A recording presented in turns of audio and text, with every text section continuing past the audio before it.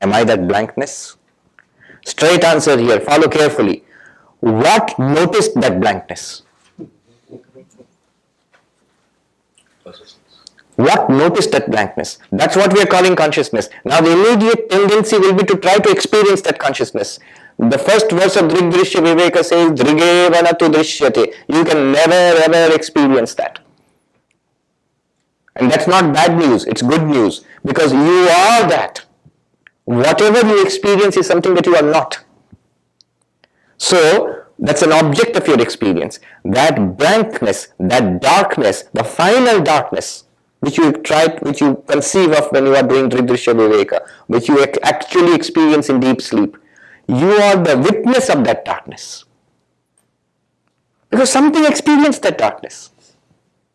What experienced that darkness? That cannot be the darkness itself. It must be awareness because it is an experience.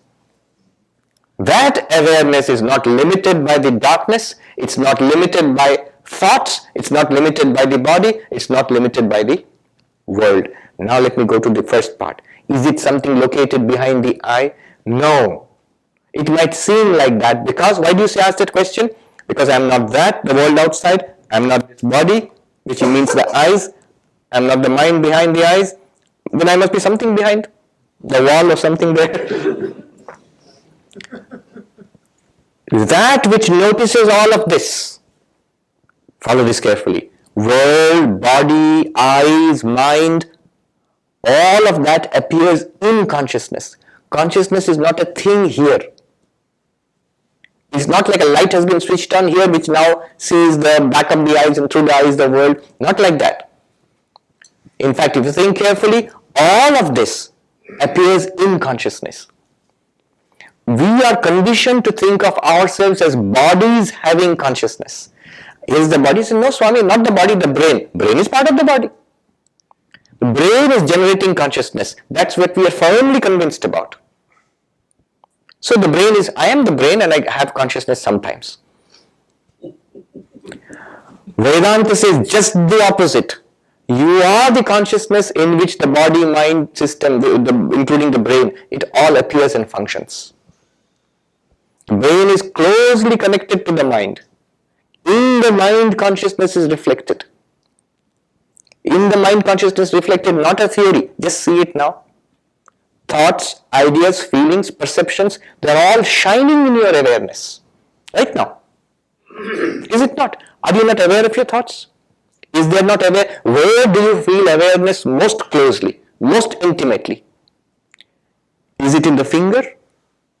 Is it in the breathing? Is it in the mind? Your own presence, where do you feel it most intimately? It's in the mind. In the mind also, the closest that you feel is in the I thought. Aham, Ami, I, Main, in different languages. I. When we say that, that thought is where we feel our presence most closely. That's where consciousness is reflected. That I thought is also not you. It's a thought. It's a mirror which reflects your face. The I thought is a mirror which reflects consciousness. You are that which is reflected in the I thought.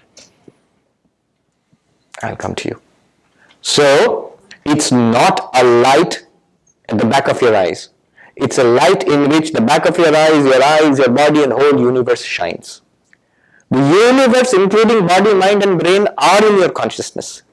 You are a consciousness with a body experiencing a universe in yourself. You see? And what Vedanta claims is, this is your experience, your direct experience just now. You have just convinced yourself otherwise. I remember I had a very interesting conversation with some senior lamas from Mysore. They are followers of Dzogchen Buddhism, Tibetan Buddhism, at an interfaith conference. So we sat together, and the lamas, they only spoke Tibetan. Only one of them, a younger one, knew Hindi. So he interpreted. And he said, our teacher, who's a very senior lama sitting there, there were 4 or 5 of them, against me, I'm only one. So we're sitting for breakfast. He is asking, tell us about the Atman. I know where it was going, because I will say there's an eternal reality called the Atman. They'll say no, there's no such thing. Now the Lama said, tell us about the Atman of Advaita. Whatever I said, any positive description, Sat Chit Ananda, existence, consciousness, bliss, and they would go, no, no, no, no, no. Satyam Jnanam Anantam Brahma, Brahman is infinity, reality and knowledge. No, no, no, no, no. And I said, I have to change track. Then I went to Brihadaranyaka Upanishad. Esha neti neti Atma. Atman is not this, not this. Neti neti. What do you mean, not this, not this? They were intrigued. And I said, not this means nothing in the universe is the Atma. No object. None of these names and forms. Not even this. None of it is the Atma. No names and forms. Then is it nothing then? Zero? Not even that. It's the pure subject. It's not an object. It's not nothing.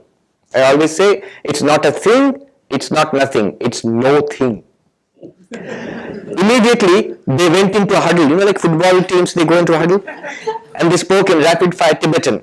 And when they turned around, big smiles. And the interpreter turned to me and said, our teacher, he said, Guruji, our Guruji says, you can be good Tibetan monk. You come over to us. You come over to us. Swami Saradananda said about this Mahayana philosophy, Madhyamika philosophy. He was speaking about the philosophy of Buddhism. In the great master in the book, he says, what they call Shunyam, we call Purnam. It's the same thing. What we call the full, they call emptiness. It's exactly the same thing.